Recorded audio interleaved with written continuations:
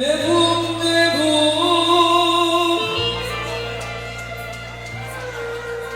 çirkin ne bu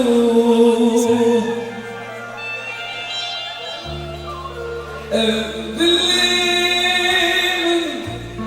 esas ne bu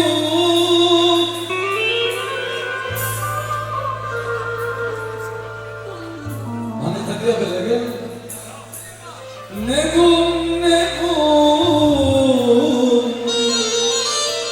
Mehmet abi sen misin? Mesopotamia'ya geliyor Mehmet abi. Çirkin ne bu evliliğimin hesap ne bu bana bu olsa bu mezina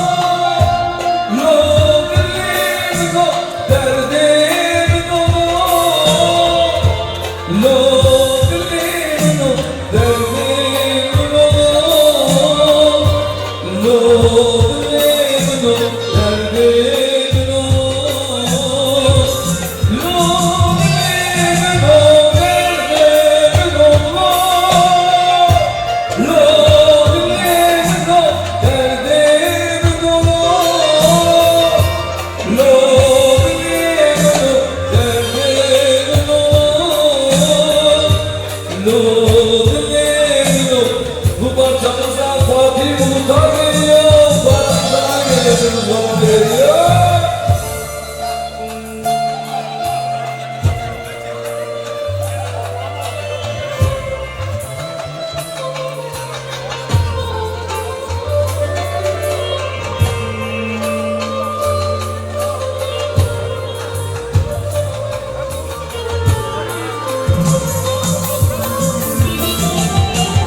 Efendim bu arada beni yalnız bırakmayan özellikle Ramazan Baran,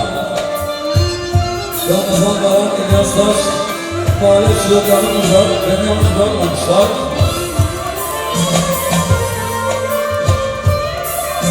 Ben geçelim miyim? Söylesene. Bana verir mi?